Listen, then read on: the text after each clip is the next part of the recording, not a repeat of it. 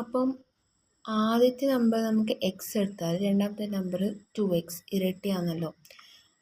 മൂന്നാമത്തെ നമ്പർ അപ്പം 2x divide by 3 എന്ന് കൊടുക്കാം.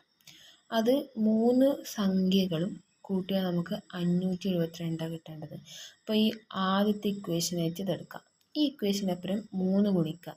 അപ്പം എക്സ് എന്നുള്ള 3x, 2x ഉള്ളത് 6x, 2x ഡിവൈഡ് ബൈ 3 എന്നുള്ളത് 3 ഇൻറ്റു ചെയ്തോട് 3 ക്യാൻസൽ ആയി പോയി 2x കിട്ടി. ഈക്വൽ ടു ഇതിനോടൊപ്പം അതായത് LHSഉം RHSഉം ഇൻറ്റു ചെയ്യണം. അപ്പോൾ ഇത് 3 ഇൻറ്റു ചെയ്യുമ്പോൾ 1716 എന്ന് കിട്ടും. ഇത് പ്ലസ് ചെയ്യാം. 3 + 6 = 9, 9 + 2 = 11, 11x കിട്ടി. Equal to 60. ഇനി എക്സിൻ്റെ വാല്യൂ എത്രയായിരിക്കും? ഈ 11 ഇങ്ങോട്ട് ഡിവൈഡ് ചെയ്യാൻ പോകും.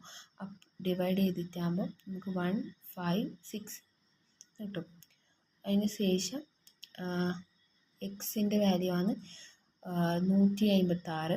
2xൻ്റെ വാല്യൂ ഈ 156 ഗുണിക്കണം 2 ചെയ്താൽ 312 കിട്ടും. ഇനി ഇതിനോട് ഡിവൈഡ് ബൈ 3 ചെയ്താൽ നമുക്ക് 104 കിട്ടും. 104 നമ്മൾ ഓപ്ഷൻ ഡി ആണ്.